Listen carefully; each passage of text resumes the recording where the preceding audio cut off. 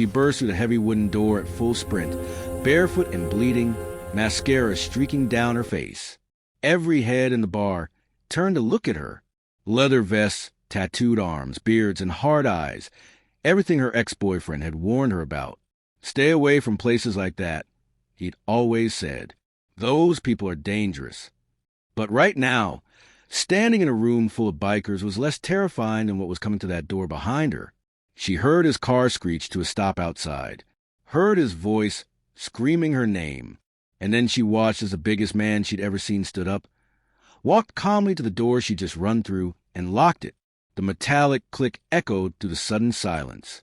He turned to face her, his expression unreadable. "You being followed, darling." Her name was Jessica Turner, and 30 minutes ago, she thought she was going to die. She'd been living with Derek Hayes for 2 years. 2 years that had started with flowers and compliments and slowly, methodically transformed into a nightmare she couldn't wake up from. Derek was a successful real estate developer, charming to everyone who met him, the kind of man her parents loved, the kind of man who looked perfect on paper. Behind closed doors, he was something else entirely. The control had started small. Suggestions about her clothes, her friends, her job. Then it became demands. Then it became consequences when she didn't comply. A slap here, a shove there, apologies and promises that it would never happen again. Until it did. Again and again. Tonight, Jessica had done something Derek considered unforgivable. She'd applied for a job without telling him. Not just any job, a position at a marketing firm in another city, 3 hours away. She'd been secretly planning her escape for months, saving money in cash, hiding documents, building a life raft she could use when the moment was right. Derek had found the acceptance email. She'd come home from the grocery store to find him waiting in the living room, her laptop open, the email displayed on the screen. His face had been calm, too calm. That's when Jessica knew she was in real danger. "Planning to leave me?" His voice had been soft, conversational. "After everything I've done for you? Derek, I can explain." "You can explain?" He'd stood up slowly. "You can explain how you betrayed me? How you went behind my back?" Jessica had backed toward the door. "I just wanted options. I wasn't definitely going." "Don't lie to me." The explosion had been sudden and violent. He grabbed the laptop and hurled it across the room, then turned on her with eyes that held no recognition, no humanity. What followed was the worst beating he'd ever given her. Jessica fought back this time. She'd had nothing left to lose. She'd kicked, scratched, screamed, and when he'd momentarily loosened his grip, she'd run. She'd run without shoes, without her phone, without her purse. She'd just run, out the front door, down the suburban street, with Derek chasing her, screaming threats that made her neighbors close their curtains and pretend they heard nothing. She'd made it to her car, an old Honda he'd grudgingly allowed her to keep, and locked the doors just as he reached it. He'd pounded on the windows, trying to break through, but she'd started the engine and peeled out, her hands shaking so badly she could barely steer. Derek had jumped into his BMW and followed. For 20 minutes, she'd driven through residential streets, onto the highway, past shopping centers and office buildings, and Derek had stayed right behind her, sometimes pulling alongside to scream at her through his window, sometimes ramming her bumper. She tried to drive to the police station, but he blocked her at an intersection, forcing her to turn another direction. She'd tried to pull into a gas station, but he cut her off. Every escape route he'd anticipated. Her gas tank was nearly empty. Her car was damaged. And Derek was getting more aggressive, more reckless. That's when she'd seen it. The Iron Cross Bar, a dive bar on the outskirts of town, with a parking lot full of motorcycles. The kind of place Derek had always told her was dangerous, full of criminals and lowlifes. Jessica had made a split-second decision. She jerked the wheel, pulled into the parking lot, abandoned her car with the engine still running, and sprinted for the entrance. Now she stood inside, breathing hard, bleeding from a cut on her arm and scrapes on her feet, facing a room full of bikers who'd gone completely silent. The man who'd locked the door was massive, easily 6'6", with a gray beard and arms like tree trunks. His leather vest said President on one side and Iron Cross MC on the other. His name patch read Gunner. "You being followed, darlin'?" he asked again, his voice surprisingly gentle for someone his size. Jessica nodded, unable to speak, tears streaming down her face. "By who?" She pointed toward the door. Through the small window, they could all see Derek getting out his BMW, his face red with rage, heading toward the bar entrance. Gunnar looked at the door, then back at Jessica. "That your husband?" "Boyfriend," she managed to whisper. "Ex-boyfriend. I'm trying to leave him." "He hit you?" She nodded again. Gunnar's expression didn't change, but something cold and dangerous flickered in his eyes. He turned to the room. "Brothers, we got a situation." The response was immediate and coordinated. No questions asked. No debate. A man near the pool table, lean, covered in tattoos, patch reading razor, moved to a position beside the door. Another man, older with a salt and pepper beard, preacher on his vest, positioned himself on the other side. A woman behind the bar, 40-something with fierce eyes and her own leather vest, pulled out her phone and started dialing. "Snake, take her to the back," Gunnar said to a younger man with long dark hair. "Kitchen, keep her away from the door." Snake nodded and approached Jessica carefully, hands visible, non-threatening. "Come with me, ma'am. You're safe now. I promise." Jessica let him lead her toward the back of the bar, past pool tables and booths filled with bikers who were all watching with expressions of concern, not threat. As she walked, she heard the bartender speaking into the phone. "Yeah, police, please. We've got a domestic violence situation at the Iron Cross Bar on Highway 47. Woman came in being chased by her abuser. He's outside right now. We need officers here immediately." Jessica was led into a kitchen where a heavy-set man with kind eyes, the cook, she assumed, immediately got her a chair and a first aid kit.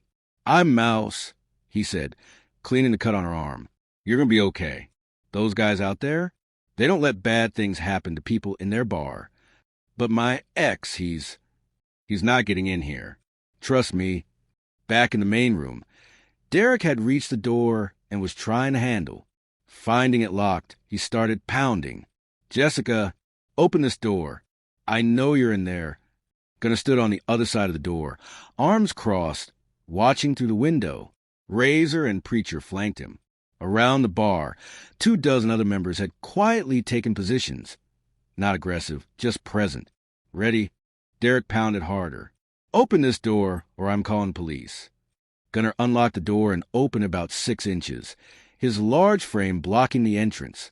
"Sir, you need to calm down. I need to get my girlfriend. She's in there. She's not thinking clearly. Your girlfriend came into this establishment looking for help. She said she's leaving you, that you've been hurting her." "That's a lie. She's confused. She has mental health issues. I'm trying to get her home where she's safe." "Uh-huh." Gunnar's voice was flat, unimpressed. "Well, she looks pretty scared of you, and she's got bruises that look fresh. So here's what's going to happen. You're going to wait right there. Police are already on their way. They can sort this out." Derek's face twisted with rage. "You can't keep her here. This is kidnapping. This is sanctuary. There's a difference. Move out of my way." Derek tried to push past Gunnar, which was like trying to move a brick wall. Gunnar didn't budge. "Sir, I'm going to ask you nicely one time. Step back.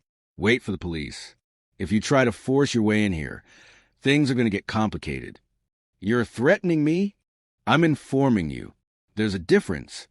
Derek looked past Gunnar at the room full of bikers, all of whom were now standing, all of whom were watching it with expressions that made his bravado falter. He'd spent 2 years making Jessica afraid of him, controlling her through fear and intimidation. But faced with actual physical opposition, actual consequences, he was just another coward. "This isn't over," Derek said, stepping back. "I'll have all of you arrested. You do that." Gunnar closed the door and locked it again. In the kitchen, Jessica was shaking. Mouse had finished bandaging her arm and had given her a glass of water and a bar towel to wipe her face. "Is he gone?" she asked. Snake, who'd been watching from the kitchen doorway, shook his head. "He's still outside, but the cops are on their way. He's not getting in here." He'll tell him I'm crazy. He always does that. Makes me sound unstable. They'll believe him. He's so good at lying. The woman from the bar, her vest read Viper, came into the kitchen. Honey, you've got about 20 witnesses who saw you run in here terrified, bleeding, and barefoot. And we've all seen that man outside losing his mind. The cops are going to figure out pretty quick who the problem is. You don't understand. He's connected. He knows people.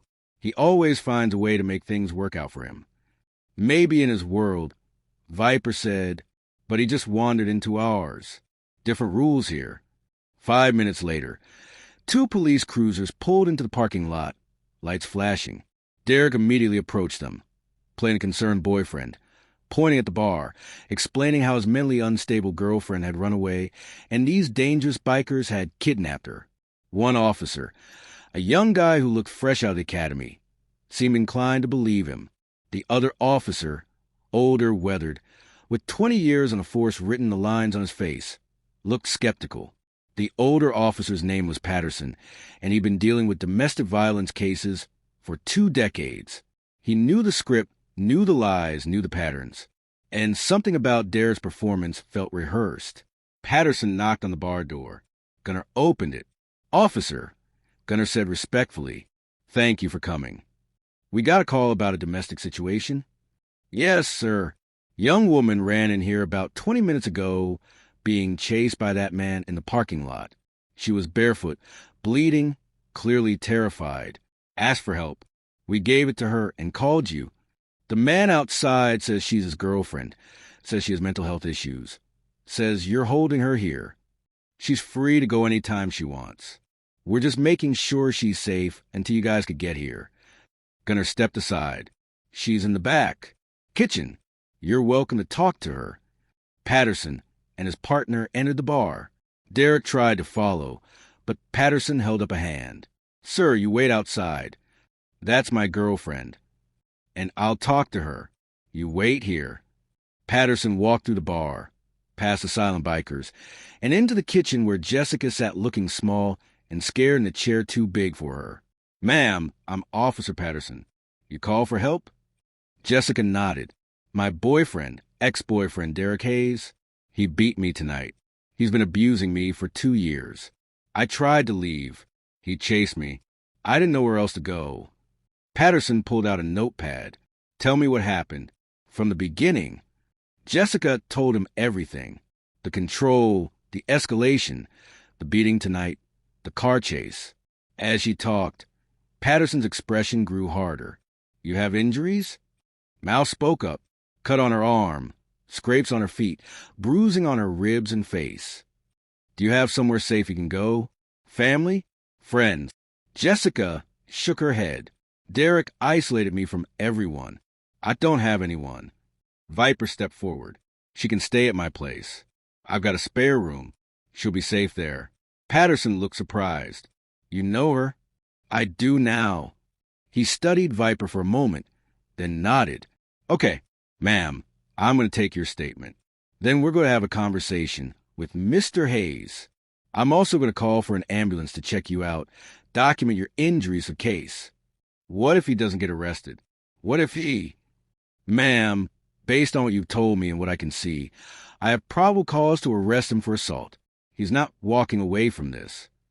Jessica started crying again, but this time from relief. Outside, Derek was getting impatient. When Patterson finally emerged from the bar, Derek immediately started talking. "Officer, thank God. Is she okay? She's not well. She needs help. Mr. Hayes, I need you to put your hands behind your back." "What? Why?" "You're under arrest for assault and battery." Derek's face went pale, then red. "On what grounds?" "She's lying. She's mentally unstable. Ask anyone who knows us." "Sir, hand behind your back." "Now." "You can't be serious. Do you know who I am? I'm a respected businessman in this community. I know the mayor, the police chief. Right now, you're a man who beat his girlfriend and chased her through town. Hands. Behind. Your back." Derek looked at the bar, at the bikers who come outside to watch, at Gunnar standing with arms crossed in the doorway. He looked at the police officer, who wasn't impressed by his connections or his performance. And he realized, maybe for the first time in his life, that his charm and his money weren't going to save him. "This is bullshit," he muttered as Patterson cuffed him. "You have the right to remain silent." As Derek was led to the patrol car, Jessica emerged from the bar with Viper beside her. She watched him get put in the back seat, watched him stare at her with impotent rage, and felt something inside her break free. She wasn't his anymore. She wasn't trapped. She wasn't alone. Gunnar approached her. "You need anything, you call this bar. Number's on the card." He handed her a business card with the Iron Cross logo. "You need protection. You need help. You need someone to stand between you and him when he gets out. You call—" "Why?" Jessica asked. "Why would you help me? You don't even know me." Gunnar's expression softened. "My sister spent 10 years with a man like that. Nobody helped her until it was too late. She didn't make it out." He paused. "So when someone runs to my door looking for help, I don't ask questions. I just help. That's what we do here." Jessica looked around at the bikers. These men and women Derek had called dangerous, criminals, people to be afraid of. They'd protected her without hesitation. They'd stood between her and violence. They'd called the police and waited with her until help arrived. "Thank you," she whispered. "Thank you so much." Viper put an arm around her shoulders. "Come on, honey. Let's get you to my place. You can shower, eat, sleep. Tomorrow we'll figure out the next steps. But tonight you're safe." As Jessica walked to Viper's motorcycle, she turned back to look at the bar one more time. Every biker who'd been inside was now standing outside, watching her leave, making sure she got away safely. Gunnar raised a hand in farewell. She'd run into that bar expecting nothing, hoping for anything. She found sanctuary in the last place she'd expected, and she'd learned that sometimes the people who look scary are the ones who'll save you.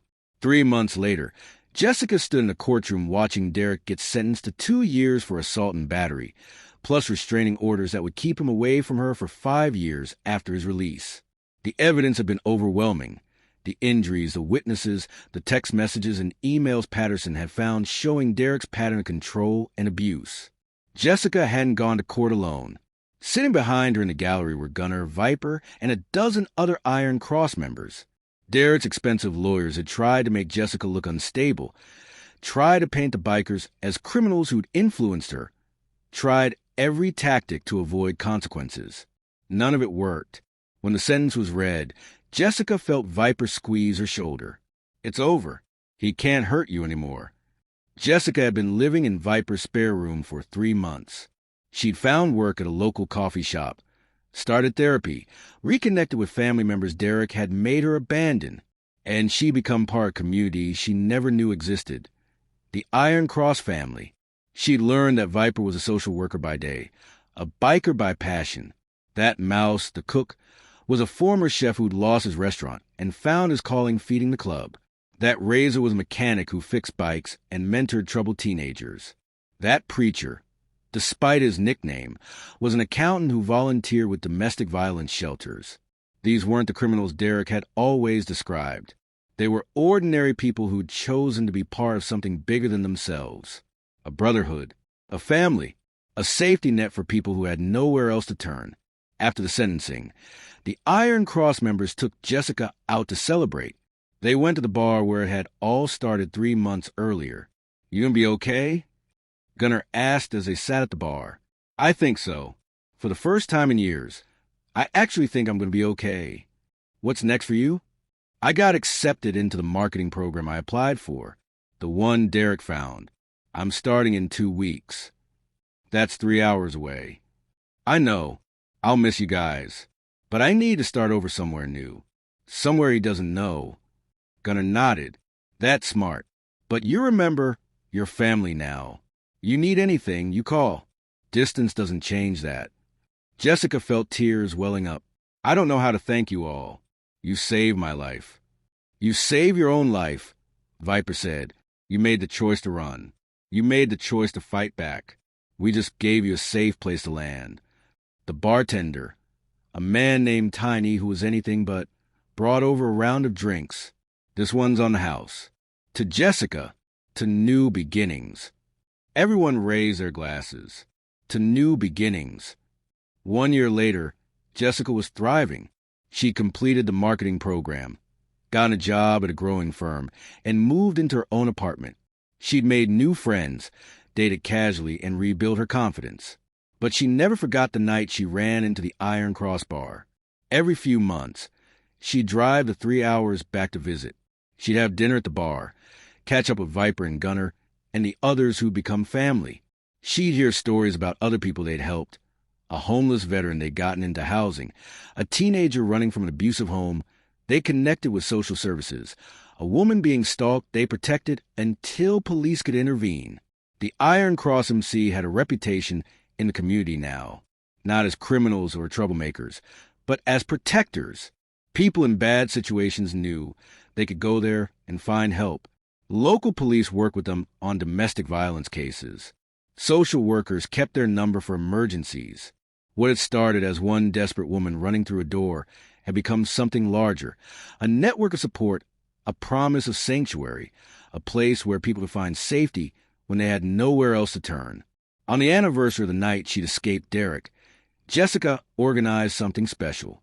She contacted domestic violence shelters, women's advocacy groups, and counseling services.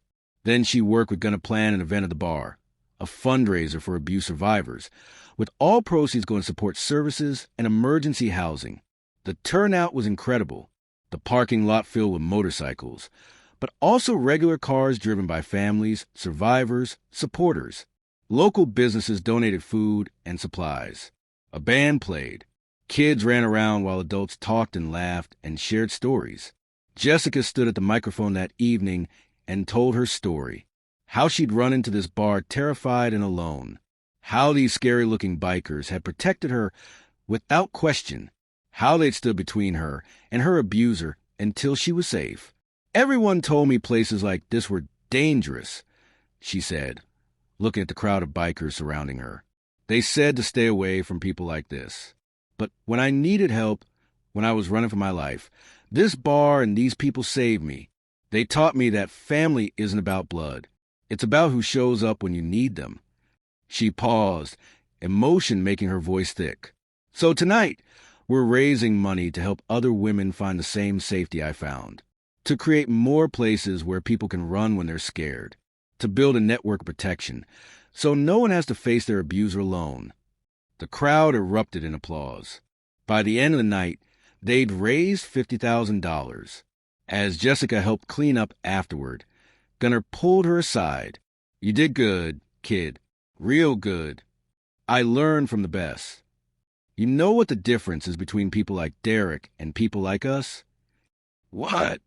Derek used fear to control you, to make you small. We use fear differently. We stand between scared people and the things that scare them.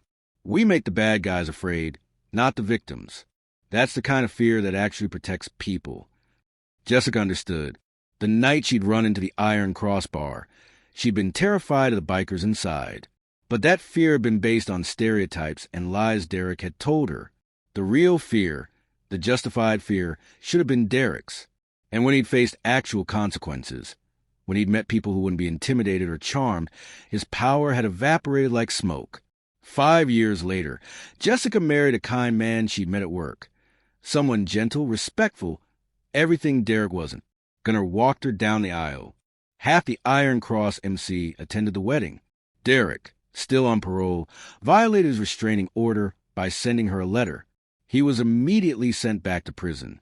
Jessica built a career in marketing, specializing in campaigns for nonprofits. She volunteered with domestic violence organizations. She spoke at events, sharing her story, giving hope to women who thought escape was impossible. And once a month, she drove 3 hours to have dinner at the Iron Cross bar, to check in with a family who'd saved her life, to see who else might need the sanctuary that had once saved her. Because some places look dangerous on the outside, but are the safest havens you'll ever find. Some people look scary but have hearts bigger than anyone imagines. And sometimes, running toward what frightens you is actually running towards safety. Jessica learned that lesson the night she burst through a heavy wooden door, barefoot and bleeding, into a room full of bikers who didn't ask questions. They just locked the doors, called the police, and stood between her and the monster chasing her. And in doing so, they gave her back her life. If this story resonated with you, subscribe to The Healing Narrative for more true stories about unexpected heroes, chosen family, and the courage it takes to run toward help instead of away from it. Comment below and tell us where you're watching from, and if you've ever found safety in an unexpected place. Hit that like button if you believe that the scariest looking people are sometimes the ones with the biggest hearts. That family is who shows up when you need them, and that one locked door can be the barrier between captivity and freedom. Share this story with someone who needs to know that help exists in unexpected places, that running is sometimes the bravest thing you can do, and that there are still people in this world who will stand between you and harm without asking what you did to deserve it. Because that's what real strength looks like, not the kind that controls and intimidates, but the kind that protects and empowers. The kind that says, not here, not today, not to her,